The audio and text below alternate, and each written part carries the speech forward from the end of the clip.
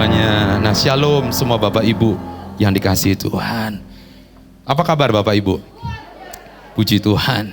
Saya berdoa keadaan Bapak Ibu terus dalam perlindungan Tuhan. Nah, Bapak Ibu yang dikasihi Tuhan, hari ini kita akan siapkan hati kita. Saya berikan judul atau tema hari ini adalah berkat dari hikmat. Saudara, Tuhan ketika melepaskan kata berkat, dalam bahasa Ibrani dipakai kata eser, dalam bahasa Yunani dipakai kata makarios, maka Tuhan sebenarnya sedang menghendaki supaya setiap kehidupan Anda dan saya, orang yang diberkati, artinya orang itu sedang berjalan dalam kehendak Tuhan. Orang yang sedang berjalan dalam kehendak Tuhan, maka Tuhan hendak, bukan kita yang mau loh, tetapi Tuhan yang hendak. Katakan Tuhan yang mau.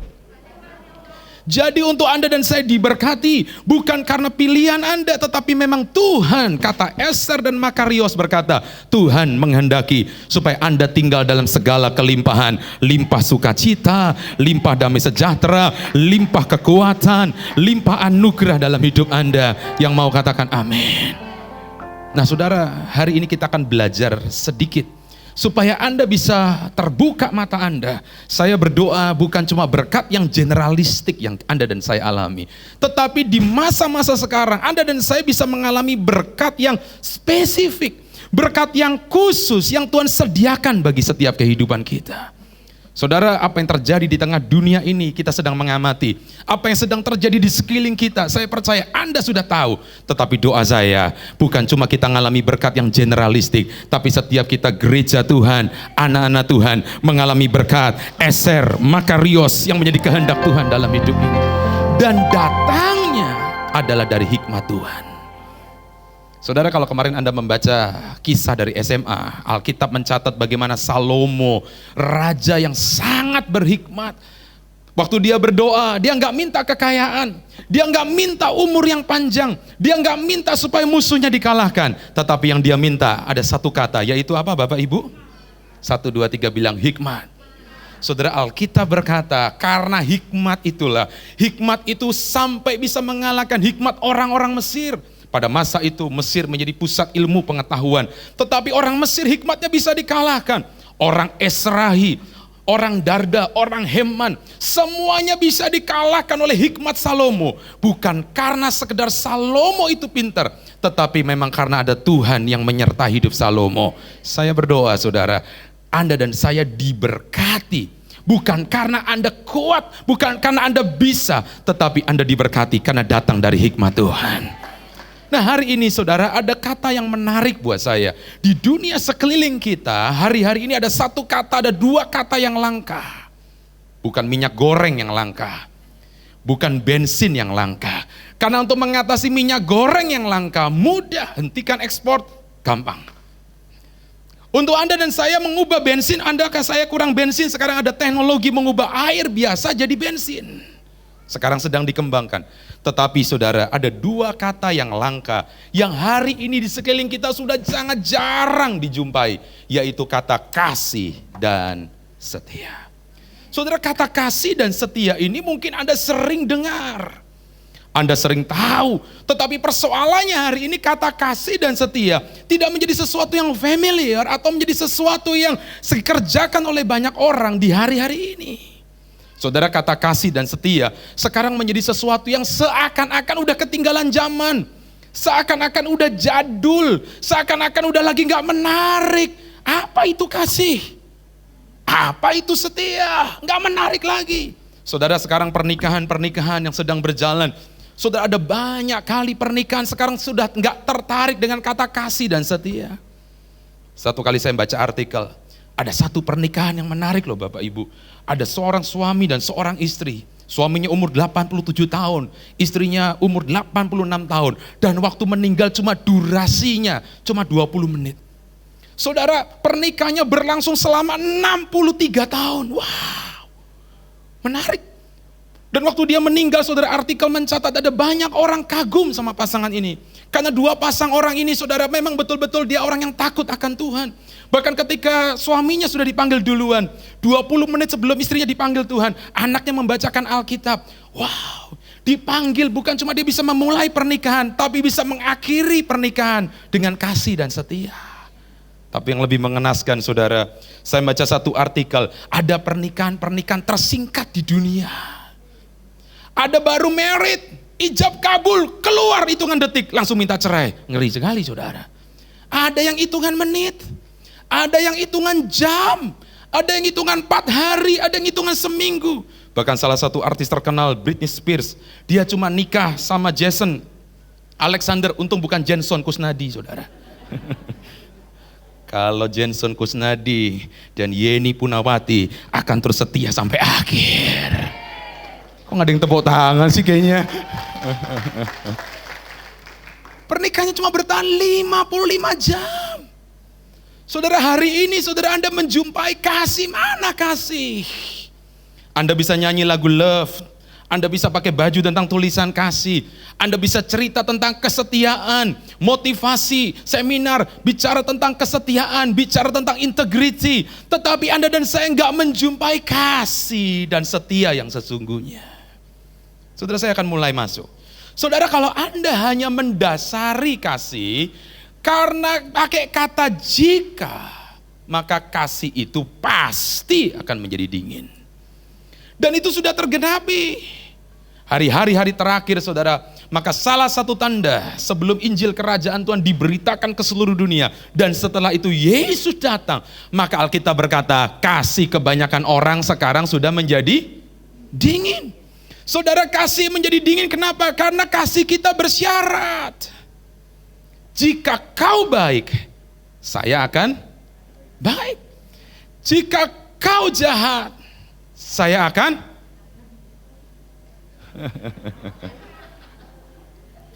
Saudara, kalau kasih itu bersyarat, kira-kira siapa yang orang bisa Anda kasihi? Karena semua orang pasti membuat kesal dalam hidup kita. Ada yang manggut-manggut, dan ada yang meyakini bahwa tidak ada di dunia ini semua orang baik selamanya. Karena kita sekalipun ada orang baik, bisa jadi kita berpikir dia sedang berbuat tidak baik. Makanya ketika kita kasihnya bersyarat, kasih kita menjadi dingin. Orang tidak lagi saudara kasihnya membara. Pernikahan lihat istrinya, aduh capek dia lihat dia. Gak menarik lagi. Kenapa saudara? Karena kasihnya bersyarat. Kalau istri baik, suami akan baik. Kalau suami kasih duit, pertanyaannya kalau suami gak kasih duit, ada uang abang disayang, gak ada uang abang diganyang aja. Mengerikan hari ini. Makanya kasih gak ada lagi yang membara. Demikian juga dengan kesetiaan. Kalau kesetiaan dasarnya cuma karena sikon, situasi, kondisi, keadaan baik, ya saya beriman dong.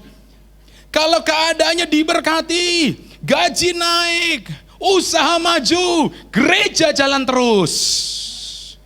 Haleluya.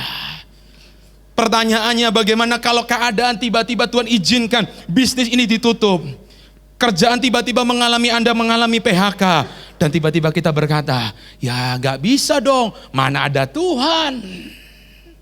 Kesetiaan mulai diuji, dan kesetiaan mulai goyah, dan Anda mulai menyangkal, gak ada Tuhan-Tuhanan. Yang ada siapa sekarang? Kalau gak ada Tuhan, tinggal satu pribadi, Tuhan dibalik jadi apa saudara? Nah itu yang bahaya saudara. Gak sedikit akhirnya orang meninggalkan Tuhan di tengah jalan. Banyak orang bisa memulai, tapi sedikit orang yang bisa apa saudara? Mengakhiri. Doa saya, jemaat Tuhan yang Tuhan taruh di tempat ini, kalau hari ini bukan Anda yang memilih Tuhan, Tuhan yang telah memilih Bapak Ibu, Anda bisa mengakhiri setiap pertandingan sampai finishing well. Yang setuju berikan tepuk tangan yang paling meriah buat Allah kita. Dengan semangat katakan amin.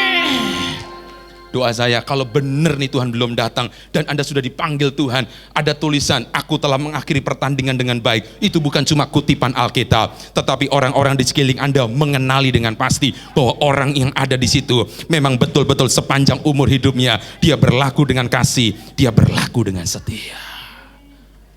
Nah saudara yang dikasihi Tuhan, kalau Anda dan saya ingin tahu lebih dalam, kenapa sih kasih dan setia ini menjadi begitu langka, dan Tuhan ingin kita hidup di dalam hikmat tentang kasih dan kata setia. Mari kita buka Amsal pasal yang ketiga, ayat 3 sampai dengan ayat yang keempat.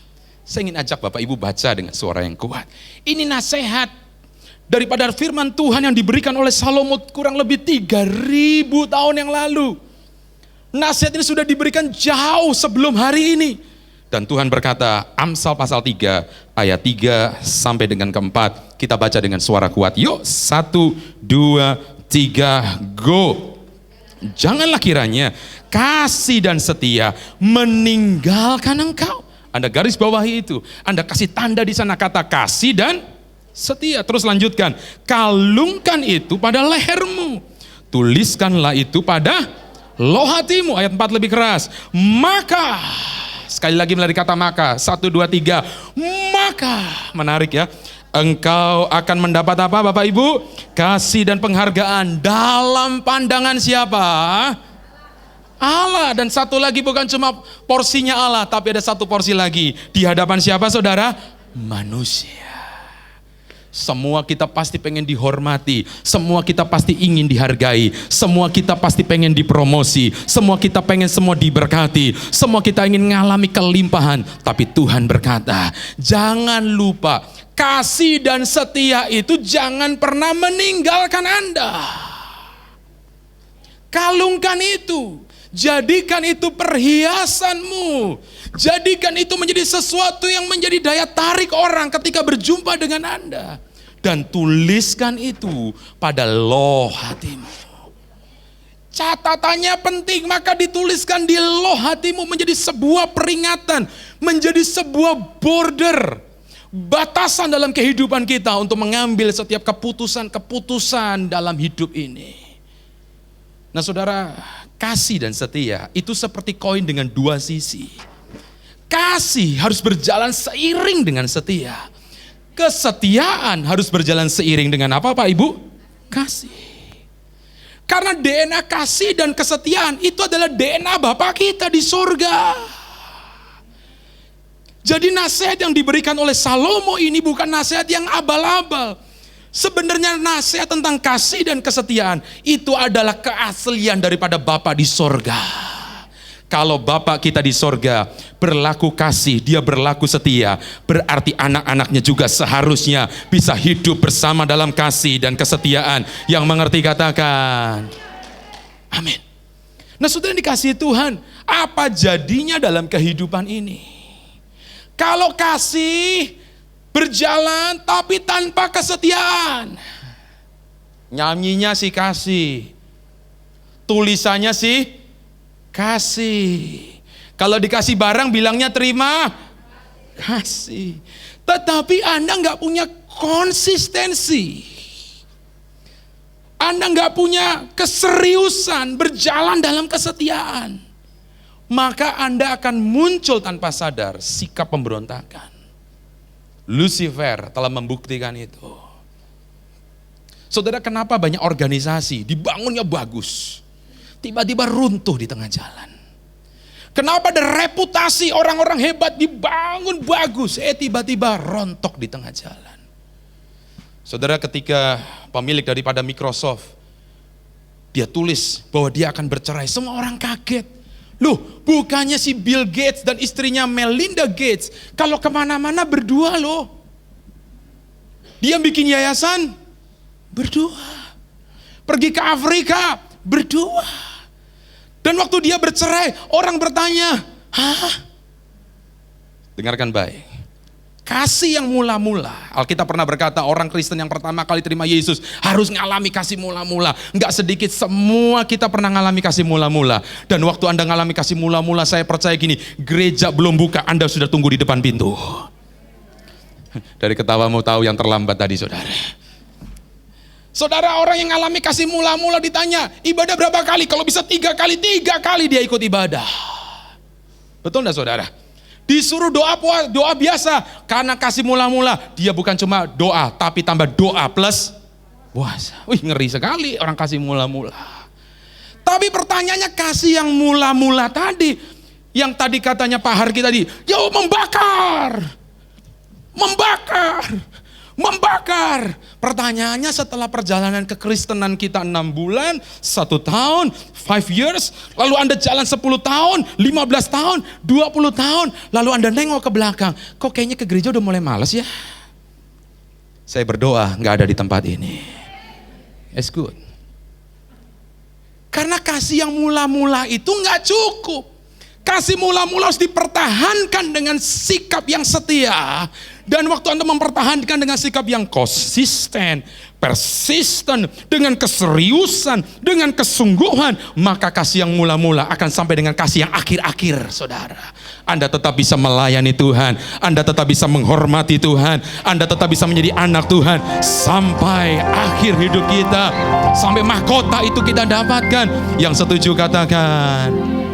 Tapi kalau enggak, mulai muncul, Anda mulai menyangkal, Anda mulai lari, dan tiba-tiba kita cuma dengar, oh dia mantan pengerja. Yang lebih ngeri lagi, dia mantan anak Tuhan. Ngeri saudara. Lebih baik mantan preman jadi anak Tuhan daripada anak Tuhan jadi mantan, saudara. Kenapa? Karena tanpa kesetiaan. Nah saudara, saya cerita sedikit. Kalau Anda membaca kisah daripada SMA, suka membaca Alkitab beberapa hari yang kemarin, maka Daud itu punya 2 orang yang sangat sohib dengan dia. Dari sejak muda, belum dia jadi raja, udah 2 orang ini menyertai dia. Satu adalah saudara namanya Imam Abiatar, 2 namanya Panglima Yoab. Saudara, Abiatar ini adalah anak daripada Ahimelek. Saudara, papahnya si Abiatar, Ahimelek ini adalah orang yang membela Daud ketika Raja Saul ngejar-ngejar dia di kota Nob. Sampai akhirnya Saul marah dan Ahimelek beserta 85 orang mati, ditebas kepalanya. Dan cuma tinggal 1 yang selamat, namanya Abiatar. Nah siapa Yoab? Yoab ini bukan orang sembarangan, dia ini sahabat dekat sejak mudanya Daud, jauh sebelum jadi raja. Dan akhirnya Alkitab mencatat dia menjadi orang nomor 2 ketika Daud memerintah jadi raja di Israel. Tapi 2 orang ini yang tadinya memulai dengan luar biasa, membela dengan cara yang luar biasa, perang dengan cara yang luar biasa. Ini Yoab, saudara, kalau ada perang-perang, maka dia adalah orang kepercayaan Daud untuk berdiri di garis depan. Dan biasanya pasti menang. Saudara, Abiatar dan Yoab akhirnya mengalami kejadian tragis di akhir hidupnya. Apa yang terjadi dengan Abiatar? Abiatar dicopot dari jabatan imamnya. Waktu Daud udah tua, Daud tapi belum meninggal loh, tapi udah tua renta. Abiatar dicopot dari jabatannya, diganti sama Sadok. Pertanyaannya, Yoab gimana Pak? Yoab lebih ngeri lagi. Orang yang udah berjasa waktu Daud dulu perang di awal-awal, akhirnya harus mati ditebas kepalanya di rumah Tuhan, di bait Allah. Kenapa 2 orang ini akhirnya gagal, saudara? Saya akan memulai. Saudara, Abiatar ini dan Yoab ketika Daud sudah tua, Daud ini sudah kasih perintah, nanti anakku yang namanya Salomo yang akan jadi raja menggantikan aku. Tetapi anak keempat daripada Daud yang namanya Adonia, karena Daud tuh istrinya banyak, saudara, makanya rebutan tahtanya. Makanya saudara, kenapa Tuhan ingin saudara tuh jangan banyak selingkuh, karena nanti kalau Anda terjadi apa-apa rebutan harta repot, saudara. Nah saudara, dikasihi Tuhan, Adonia ini orangnya ganteng kata Alkitab. Dia cakep, bukan cakep ya, cakep karena dia laki-laki. Dia pintar perang, dan akhirnya si Adonia ini lalu dia mendeklarasikan diri jadi raja.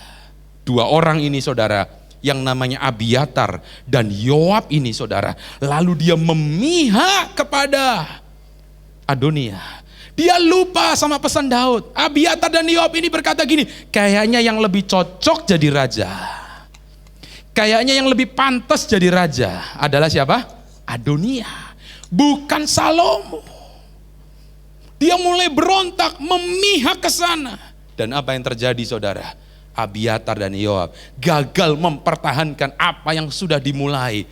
Dia gagal mempertahankan apa yang Tuhan percayakan dalam hidupnya.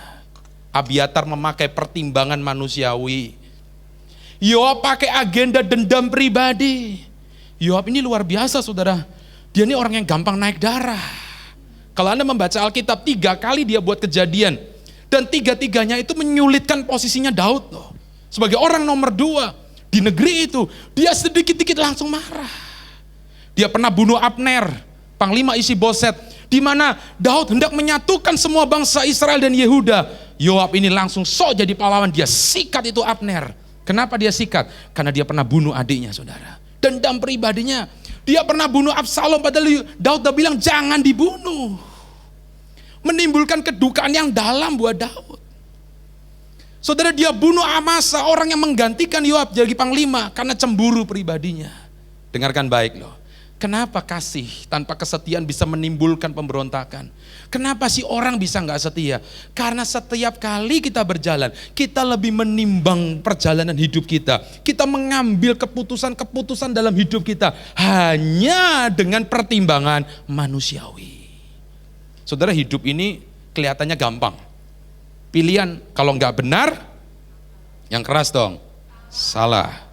Kalau nggak jalannya lebar, sempit. Kelihatannya gampang, padahal milih B atau S, saya tanya, gampang atau susah? Saudara, pelajaran atau ujian yang paling susah dalam sekolah itu bukan pilihan ganda, bukan A, B, C, D, E, A, B, C, D, E. Atau soalnya esai yang bisa tulis. Soal yang paling susah antara apa, saudara? B atau S. Dikasih pernyataan mirip-mirip. Ini benar apa enggak ya? Bilang benar, kayaknya salah. Dibilang salah, kayaknya benar. Hati-hati loh ya. Saudara, ini dasar yang penting loh. Hidup ini nggak cukup hidup dengan pertimbangan-pertimbangan manusiawi. Orang yang hidup dengan pertimbangan manusiawi, maka dia cepat mundur, gampang. Aduh, udahlah, kayak gini gua mundur aja dah. Quit aja, exit aja. Tapi kalau Anda hidup dengan pertimbangan ilahi, 1, 2, 3 bilang pertimbangan ilahi. Yang keras 1, 2, 3 bilang pertimbangan ilahi. Kerja. Anda bukan cuma pertimbangan manusiawi, tapi Anda kerja selalu mengambil keputusan-keputusan selalu dengan pertimbangan apa, saudara? Ilahi. Anda memulai pernikahan, Anda harus memakai pertimbangan apa, saudara? Ilahi. Bukan cuma pertimbangan manusiawi. Kalau pertimbangan manusiawi, maka seringkali kita menjadi orang yang kecewa. Kita seringkali melihat mana kenyataan gak sesuai dengan harapan. Karena kita cuma pakai pertimbangan-pertimbangan apa, saudara? Saudara, apa jadinya? Kalau saudara kesetiaan itu tanpa kasih, maka hati nurani juga akan mati. Saudara, ini saya mulai sesuatu supaya Anda mulai berpikir tepat. Kasih dan setia selalu bicara tentang pertimbangan ilahi. Dan satu sisinya lagi selalu bicara tentang hati nurani. Kesetiaan tanpa kasih, saudara, adalah kesetiaan yang buta. Nggak bedanya sama Yakuza, betul nggak, saudara? Yang penting kan setia kawan. Musuh hajar, nggak pusing. Organisasi banyak terjadi kayak gitu. Yang penting kita berteman. Padahal satu organisasi loh, satu keluarga loh. Tapi nggak ada kasih, sikat. Saya saya dengar berita. Mengerikan sekali, ada seorang hamba Tuhan. 20 tahun lebih menikah. Sama-sama pelayanan di gereja. Tapi waktu dia pulang, pisah kamar, saudara. Dan sedang merencanakan perceraian. Aduh. Kesetiaannya cuma kelihatan tanpa keluar, tapi tanpa kasih. Nuraninya sudah apa, saudara? Mati. Satu kali saya kenal dengan seorang karyawan di tempat saya bekerja dulu. Saudara, orang ini bagian engineering. Dan dia cerita-cerita, dia pernah ke tempat saya membetulkan rumah saya dari Jakarta. Lalu dia cerita-cerita gini, Pak, saya ini pengen cerai. Lalu saya tanya, kenapa? Udah dari dulu, Pak, dari anak saya kecil, Pak, saya udah pengen cerai. Lalu saya tanya, kapan rencana cerainya? Nanti, Pak, tunggu anak saya lulus S1. Itu bisa nahan cerai sampai nunggu anaknya lulus S1. Dari anaknya kecil sampai lulus S1. Dan tahukah Anda apa yang diucapkan itu betul loh, saudara. Anaknya wisuda, graduation. Langsung dia berkata, besok kita akan ajukan perceraian.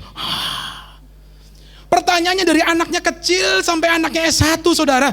Itu berarti kesetiaan yang berjalan tanpa apa, saudara? Kasih. Lihat istri udah enak, gak ada nurani lagi, saudara. Daud pernah dalam hidupnya saudara mengambil satu sikap yang nuraninya sudah mati. Yang lain lagi perang lawan Bani Amon. Tapi waktu dia lihat Batsyeba, istri daripada Uria. Uria itu salah satu pahlawan 37, pahlawan kenamaan Daud. Saudara, waktu dia lihat Batsyeba, Daud ini orang yang berhikmat loh sebenarnya. Dia orang yang pinter. Sebelum dia menghampiri Batsyeba, dia panggil pasukannya. Siapa itu Batsyeba? Pasukannya bilang, dia istri Uria, anak daripada Eliam. Eliam itu anak dari Ahitofel. Ahitofel itu adalah penasehat Daud. Jadi cucunya penasehat Daud, gak main-main tuh si Batsyeba. Tapi karena nuraninya sudah mati, dia ingin memuaskan hawa nafsunya. Apa yang dilakukan saudara? Daud membunuh Uria, suami dari Batsyeba. Wah saudara, pembunuhannya itu mengerikan loh saudara. Bukan cuma sekedar bunuh aja, tapi pembunuhan yang direncanakan secara terstruktur. Udah hamil itu Batsyeba. Saudara, dipanggil Uria pulang karena dia berpikir gini, siapa tahu kalau Uria tidur dengan Batsyeba, maka Uria berpikir ini pasti anaknya. Tapi Uria ini setianya luar biasa. Dia berkata, enggak raja, aku pengen tetap di sini. Raja belum selesai, kasih minuman keras biar mabok. Kalau dia mabok supaya dia pulang, dia enggak pulang. Dia tetap di depan pintu istana. Wih, ngeri sekali saudara. Udah habis akal nih, strategi muncul baru lagi. Dia panggil Yoab dan berkata gini, udah kamu taruh itu Uria di garis yang paling depan dalam pertempuran yang hebat. Saudara, dan matilah Uria. Nah dengarkan ini. Dia pikir matinya Uria, cerita selesai, Batsyeba dikawinin sama Daud. 10 bulan kemudian, yang dipikir ceritanya udah selesai, tiba-tiba Nathan datang. Dan Nathan berkata gini, Nabi Nathan, ada orang kaya, dia pengen punya pesta, tapi dia sayang ngorbanin kambing dombanya. Lalu dia ambil itu kambing domba punyanya orang miskin. Lalu Daud marah berkata gini, siapa itu? Dia lupa bahwa itu adalah peribahasa atau ilustrasi yang sebenarnya perbuatan jahat yang dilakukan oleh siapa saudara? Daud. Kenapa kok sampai dia nggak sadar? Karena hati nuraninya sudah mati. Maka dia berpikir orang jahat yang dibicarakan Nabi Nathan tadi adalah orang lain. Saudara, kata Nathan itu bukan secara kebetulan. Nathan artinya hati nurani. Jadi hari itu Tuhan sedang berbicara dari hati ke hati. Sebenarnya Tuhan sedang berbicara di mana hatimu itu loh. Ada orang yang setia, mestinya kau setia juga dong. Dia kan orang ternama, pasukan penting. Kenapa kok kamu gak punya kasih? Saudara, 2 hal ini penting dalam hidup ini. Saudara, banyak Tuhan bisa berbicara dengan banyak hal. Anda setuju? Tuhan bisa berbicara lewat mimpi. Tuhan bisa berbicara langsung dalam hidup Anda, bisa. Tapi banyak kali Tuhan memulai berbicara kepada kita lewat apa saudara? Hati nurani. Betul gak saudara?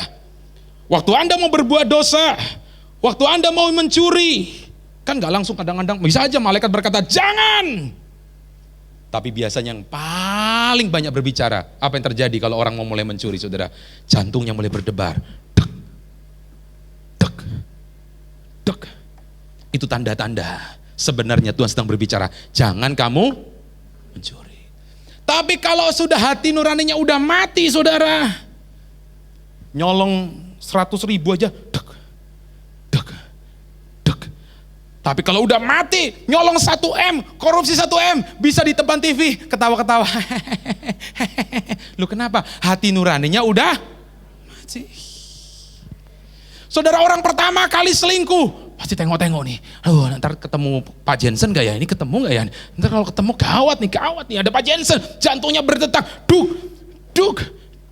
Tapi kalau udah biasa, selingkuh gandeng tangan, masuk ke panti pijat, mau ketemu orang Kristen, bodoh amat, emang gue pikirin. Hati-hati loh saudara.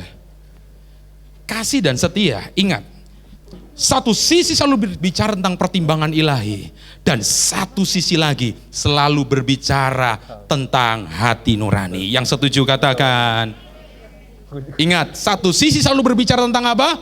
Pertimbangan ilahi, Dan satu sisi lagi selalu berbicara tentang apa saudara? Hati nurani. Saudara, ada banyak orang sekarang udah mati tuh hati nuraninya. Cuma pakai kata, yang penting gua sukses, yang penting gua kaya, yang penting gua senang, yang penting gua hebat. Terserah, bodoh amat orang lain.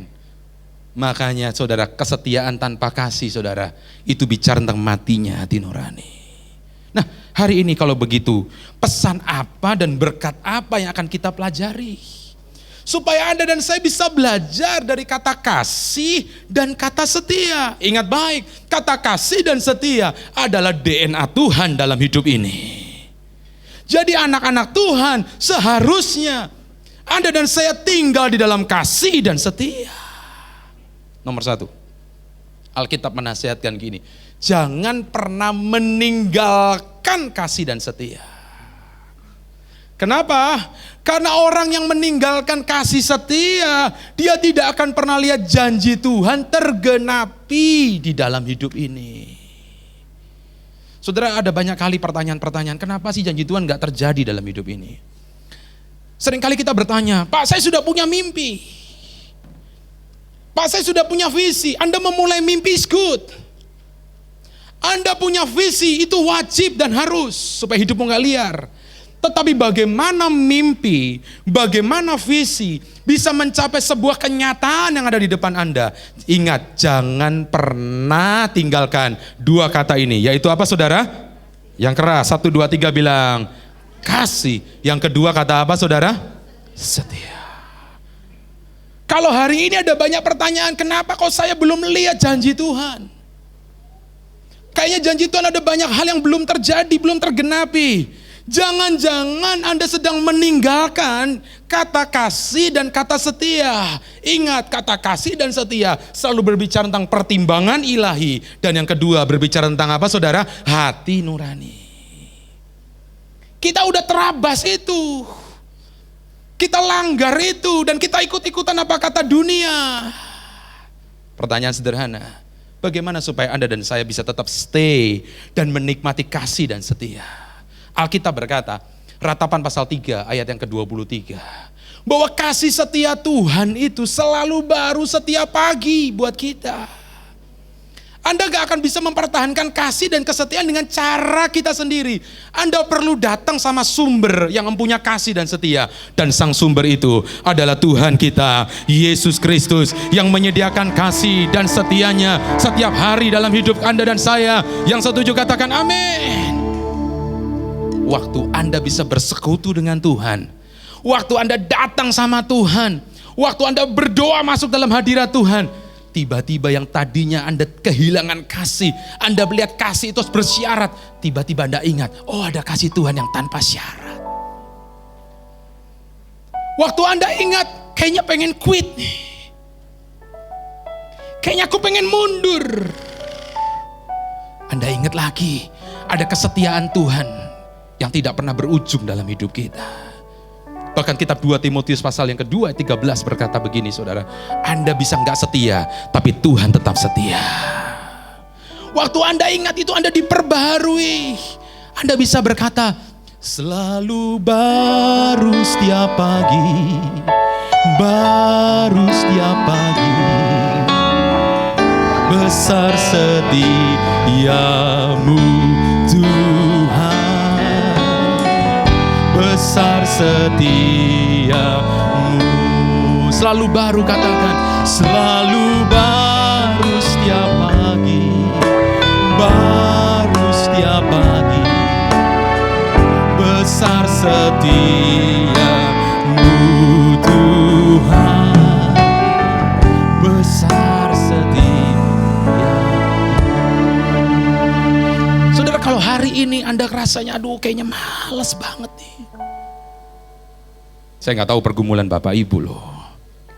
Tapi ketika saya mempersiapkan firman ini, Tuhan ingatkan, Tuhan katakan ini, beritahu kepada anak-anakku bahwa kasih setia Tuhan itu tidak ada batasnya. Kasih setia Tuhan itu hesed dalam bahasa Ibraninya. Hesed itu artinya seperti air yang terus mengalir dalam hidup Anda. Mungkin hari ini Anda berkata, Tuhan, mana janjimu? Kok sakitku belum disembuhkan? Mana kerjaan yang kau janjikan? Kok aku belum temukan? Kok keluargaku belum berubah, Tuhan? Atau Anda ada yang berpikir, udahlah capek jadi orang Kristen, aku mundur aja jadi hamba Tuhan. Atau Anda berkata gini, udah capek lah, gak ada gereja-gerejaan lagi lah. Gereja semua sama, yes, semua gereja sama. Tetapi kasih setia Tuhan berlaku atas hidupmu, membuat hidupmu tetap berkobar-kobar, membuat hidupmu tetap menyala bagi Tuhan. Saya berdoa hari ini, kalau hari ini Anda datang dan berkata, Tuhan, kenapa kok rasanya ada yang hilang dari hidupku? Yuk kita jangan pernah tinggalkan kasih setia Tuhan. Kita rindukan Tuhan dan kita mau angkat tangan sama Tuhan. Kita mau berkata sama-sama, selalu baru setiap pagi, baru setiap pagi, besar setiamu Tuhan, besar setia. Selalu baru, yes. Dengan suara yang kuat Anda berkata, Tuhan baru ya. Amin. Oh my God. Sekali lagi dengan tangan yang terangkat dan terulur kepada surga, selalu baru setiap pagi, baru setiap pagi, besar setiamu Tuhan, besar setiamu Tuhan, besar setiamu.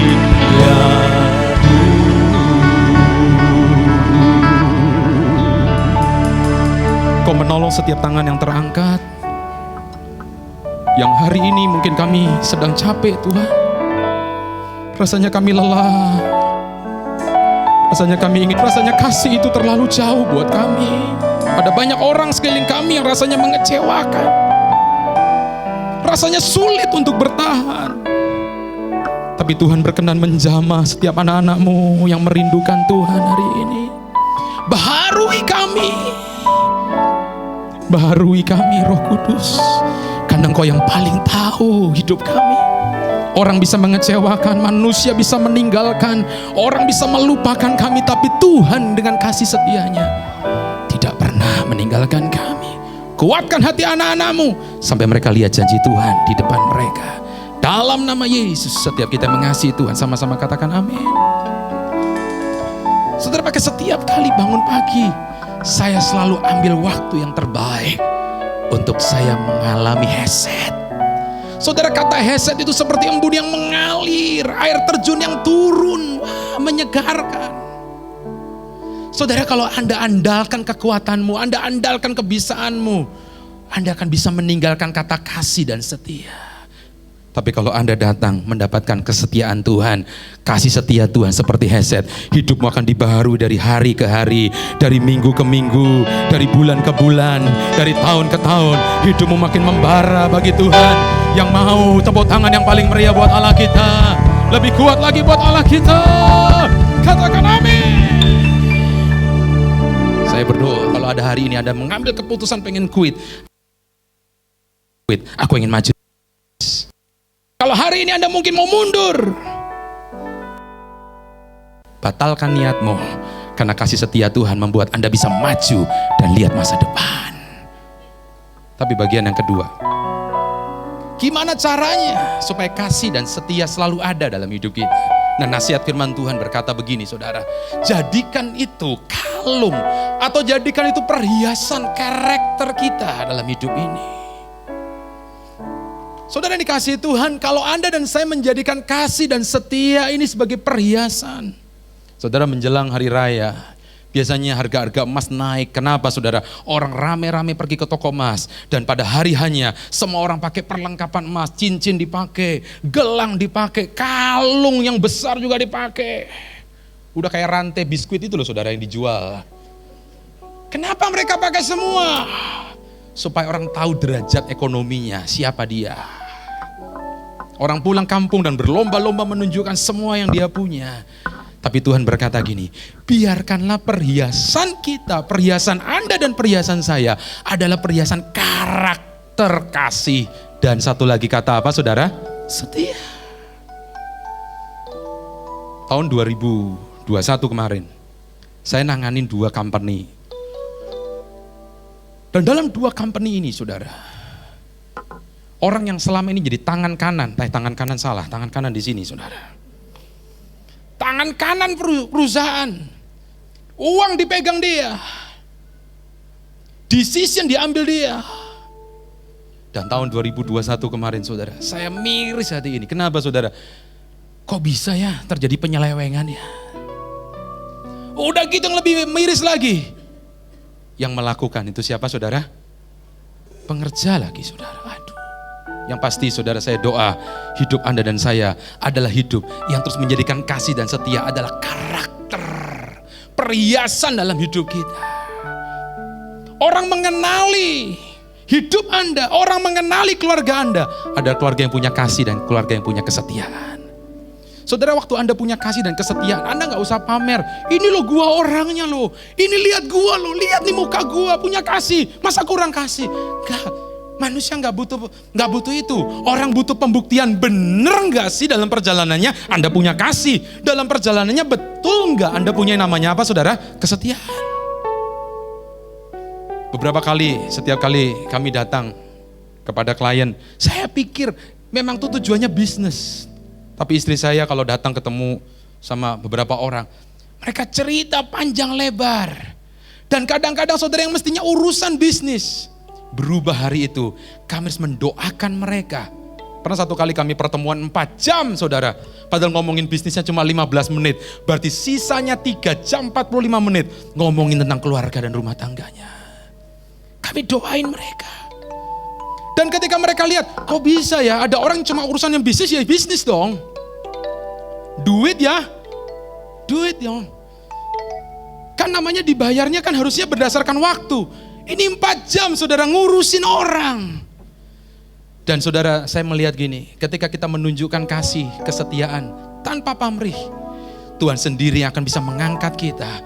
Tuhan sendiri akan mempromosi kita. Saya tuh kadang-kadang kayak kemarin saudara, saya gak pernah pikir ada orang sampai ngejar-ngejar bilang, Pak boleh gak? Ini tolong dipegang, usahanya tolong dipegang. Saya mesti transfer berapa? Saya bilang gak usah.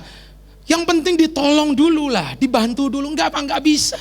Dan saya lihat gini, istri saya sama bilang gini, ngasih duit aja dikejar-kejar saudara. Saya bilang buat Anda dan saya hari ini, kalau Anda hidup dalam kasih dan setia, bukan Anda yang kejar berkat, tapi berkat yang mengejar Anda. Karena Tuhan lihat kasih Anda, Tuhan lihat kesetiaan Anda, bahkan orang-orang di sekeliling Anda lihat itu menjadi perhiasan dalam hidup Anda. Yang mengerti katakan Anda gak perlu didorong-dorong untuk punya kesetiaan, tetapi itu jadi bagian kehidupan kita. Kata karakter itu dalam bahasa asli pakai kata karak, sesuatu yang muncul. Kalau Anda punya duit koin saudara, Anda raba itu, pasti ada sesuatu yang muncul. Saya berdoa, kalau orang deket-deket sama Anda, orang akan berkata, ini orang di WTC Ballroom luar biasa. Kerja, punya kasih dan kesetiaan. Keluarganya ada kasih dan kesetiaan. Mereka kuliah, studi, punya kasih dan kesetiaan. Anda jadi contoh dimanapun kita berada. Tapi yang ketiga, yang terakhir saudara, apa yang jadi pesan Tuhan? Kasih dan setia itu harus dijadikan tulisan dalam loh hati kita. Dia harus dijadikan dasar untuk mengambil keputusan. Jangan sampai salah mengambil keputusan. Keputusan tidak mudah. Kalau Anda bisa tepat ngambilnya, dasarnya, base-nya adalah kasih dan setia, maka berkat yang akan menikmati adalah rencana Tuhan menjadi pilihan yang tepat dalam hidup Anda. Merit bukan karena Anda umurmu sudah hampir expired date, bukan. Ada banyak orang menikah karena cuma pertimbangannya expired date. Tapi Anda menikah karena Anda betul-betul ngambil keputusan dengan satu kata itu, kasih dan setia. Anda pindah kerja bukan karena sekedar tawaran gaji posisi, tapi Anda pindah kerja karena ngambil keputusan, bener gak ini dari kasih Tuhan, dengan pertimbangan ilahi, dengan hati nurani. Gaji besar kalau perusahaannya fiktif, untuk apa saudara? Untuk apa? Anda punya posisi tinggi tapi perusahaanmu adalah perusahaan yang menggelapkan sesuatu. Untuk apa? Hati nurani kita sudah bicara tapi kita langgar terus. Akhirnya kita keluar dari rencana Tuhan. Dan bagian yang terakhir, saudara, saya ingin ajak Anda membuka Yesaya pasal yang ke-54, ayat yang ke-10. Saudara, ini DNA Allah buat kita. Dan saya berdoa, jangan pulang dengan tangan hampa hari ini. Tuhan berkata, Yesaya 54, ayat yang ke-10. Yuk kita baca sama-sama dengan suara yang kuat. 1, 2, 3. Sebab biarpun gunung-gunung beranjak dan bukit-bukit bergoyang, tetapi kasih setiaku tidak akan beranjak daripadamu, dan perjanjian damaiku tidak akan, Alkitab berkata apa? Bergoyang. Kasih setia Tuhan bukan karena bersyarat. Kasih setia Tuhan bukan karena keadaan. Kasih setia Tuhan tetap dari satu generasi kepada generasi berikutnya. Tidak pernah berubah kuasanya dulu, sekarang, bahkan sampai selama-lamanya. Itulah DNA Allah bagi kita. Dan harusnya anak-anak Tuhan tinggal di dalamnya. Yang setuju katakan amin. Anda kerja bisa dipercaya, Anda bisnis bisa dipercaya, keluarga menjadi terang dan teladan Tuhan. Berkat Tuhan datang karena hikmat. Ada 2 kata hari ini kita belajar, yaitu kata kasih dan setia. Karena kasih setianya Tuhan, saudara, maka saudara Anda dan saya hari ini bisa percaya. Betul enggak, saudara? Karena kasih setia Tuhan, maka hari ini Anda bisa berdoa. Karena kasih setia Tuhan, hari ini Anda gak khawatir. Gunung bisa pergi, bukit bisa bergoyang, tapi kasih setia Tuhan gak pernah pergi loh dalam hidup kita. Sehingga kita bisa berkata, kalau aku lemah, Tuhan yang bisa kasih kekuatan. Itu bukti loh dari kasih setia Tuhan. Waktu Anda jatuh dalam dosa, ingat baik, penebusan hanya lewat karya Yesus. Dan waktu Anda gagal, saudara, ingat baik, Tuhan tetap setia untuk selama-lamanya. Pastikan kita pulang bukan dengan tangan hampa. Pastikan Anda punya iman, aku hidup dalam kasih setia Tuhan. Aku gak akan mudah goyah. Tapi Anda juga mesti meyakini bahwa kasih dan setia itu akan membawa Anda kepada promosi ilahi. Kasih setia Tuhan akan membawa Anda melihat janji Tuhan. Kasih setia Tuhan akan menolong Anda melihat rencana Tuhan yang tepat dalam hidup Anda. Mari kita bangkit berdiri. Saat kami berkumpul, Roh-Mu bekerja. Ajar kami memuliakan nama-Mu. Kala hati kami mulai menyembah, berkat-Mu Tuhan, berkat-Mu atas kami Tuhan, berkat-Mu atas kami. Saat kami berkumpul, saat kami berkumpul, Roh-Mu bekerja. Ajar kami memuliakan nama-Mu. Kala hati kami Tuhan, kala hati kami mulai menyembah, berkat-Mu atas kami Tuhan, berkat-Mu atas kami. Kasih Tuhan tak berkesudahan, tak habis-habisnya rahmat-Nya. Selalu baru setiap pagi, baru setiap hari. Besar setia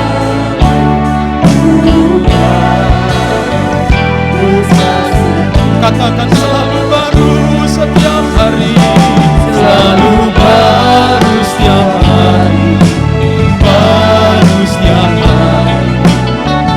Besar setia Tuhan, besar setia. Katakan sekali lagi, selalu baru setiap hari. Amin. Baru setiap hari. Besar setia Tuhan, besar setia.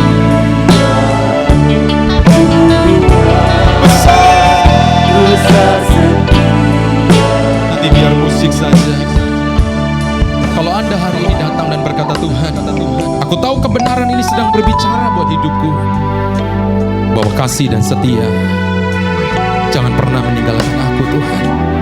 Kasih dan setia harus aku terus kalungkan dalam hidup ini. Orang lihat nggak lihat, aku nggak peduli Tuhan. Tapi ini jadi perhiasan karakterku.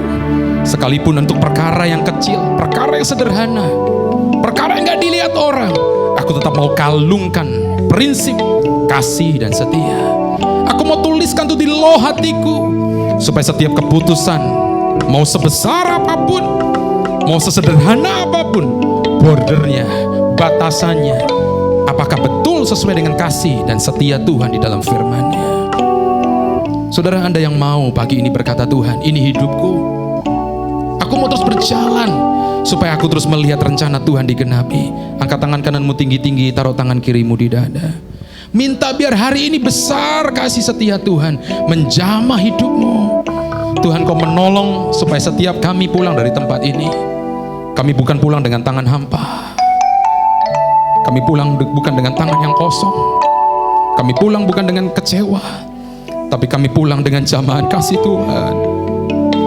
Kami pulang dengan satu tekad untuk kami terus setia Tuhan sampai akhir hidup kami, sampai kami menutup mata kami dan kami dapatkan mahkota kehidupan dalam hidup ini.